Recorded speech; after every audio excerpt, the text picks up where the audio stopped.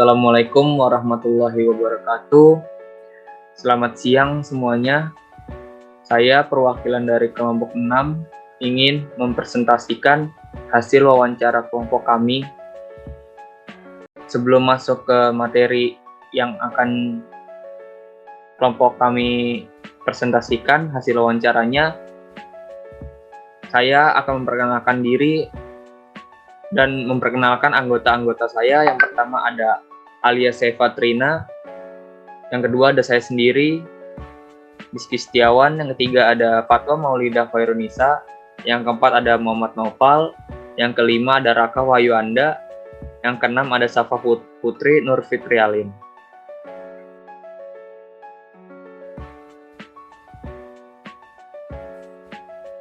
Oke, untuk narasumbernya ini bernama Kak Suci, yang dimana Kak Suci ini memiliki usaha yaitu masker. Usaha yang sedang dirintisnya ini adalah usaha reseller masker. Usahanya ini dilakukan juga di tengah kesibukannya menjalani perkuliahan.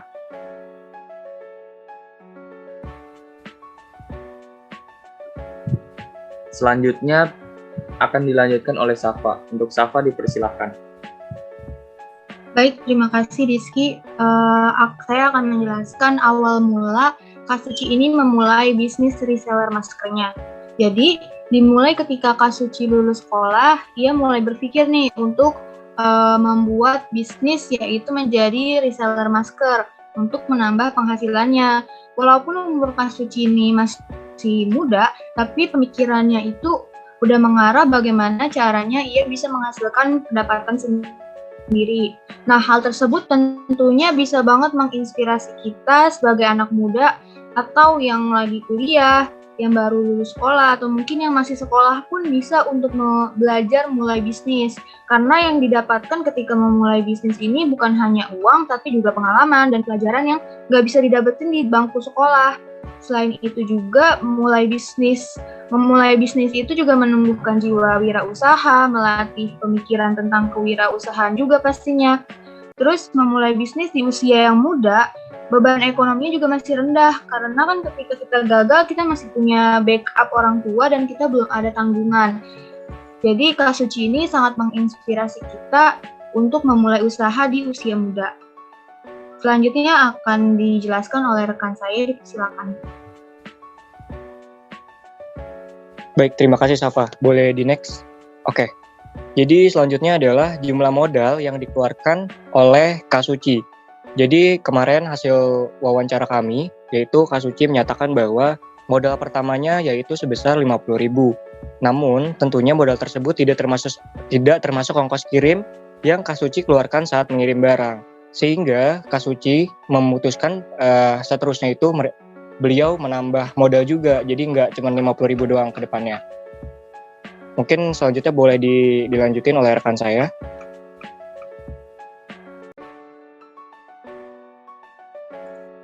Nah, yang selanjutnya itu kita bertanya kepada Kak Suci itu pernah nggak sih mengalami kerugian atau kegagalan dalam menjalani usaha ini?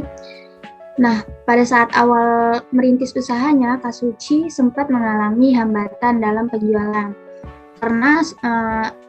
Karena belum banyaknya pembeli yang tahu kalau Kak Suci itu ke usaha, juga barang-barang yang Kak Suci miliki ini masih belum banyak yang terjual. Nah, untuk itu Kak Suci ini berpikir gimana solusinya biar usahanya ini nggak mengalami kegagalan atau kerugian yang lebih gitu.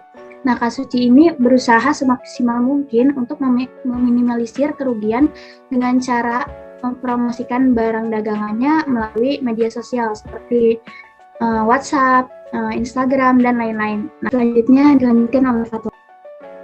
Oke, terima kasih Alia. Selanjutnya adalah apakah bisnisnya Kak Suci tetap berjalan walaupun saat ini COVID sedang meningkat?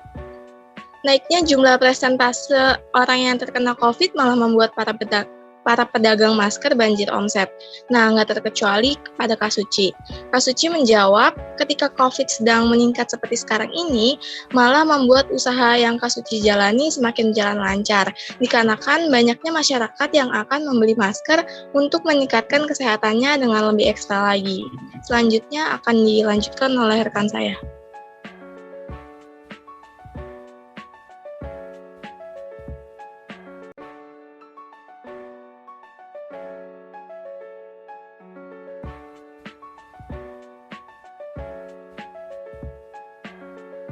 Oke, pada kesempatan kali ini saya akan menjelaskan hasil sesi tanya jawab yang saya tanyakan kepada Kak Suci kemarin. Apa saja kelebihan dan kekurangan yang dimiliki bisnis yang sedang dijalani Kak Suci untuk saat ini?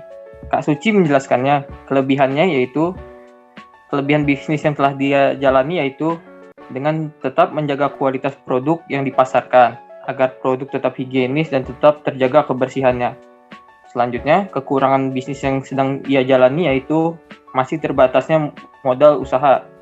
Yang kedua, stok barang yang diproduksi masih cukup terbatas.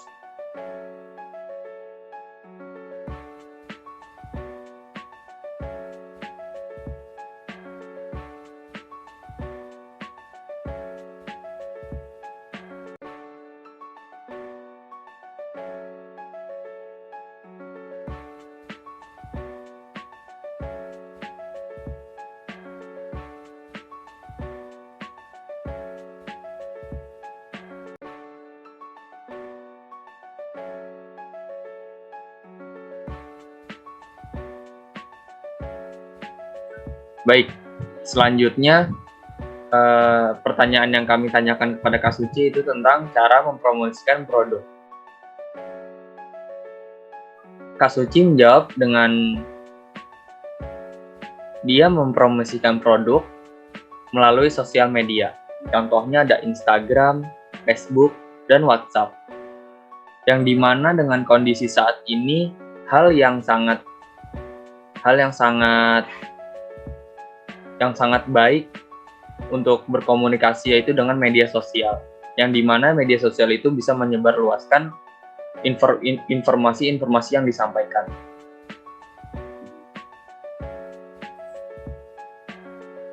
Selanjutnya, hal yang dilakukan agar produk yang dijual itu laku di pasaran. Nah, pasti untuk produk-produk seperti masker ini sekarang ini banyak sekali yang menjual. Maka dari itu pesaingnya juga begitu berat. Nah, menurut beliau melakukan hal untuk produk yang dijualnya. Yang pertama, memberi diskon pada produk tersebut. Yang kedua, ada meminta teman untuk mempromosikannya. Jadi beliau ini tidak sendirian, maka dibantu dengan temannya untuk mempromosikannya. Nah, yang ketiga ialah membuat iklan dan promosi produk yang beliau jual. Sekian presentasi dari kelompok kami. Jika ada kesalahan kata maupun tulisan yang kelompok kami perbuat, mohon dimaafkan. Kurang lebihnya mohon maaf. Wassalamualaikum warahmatullahi wabarakatuh.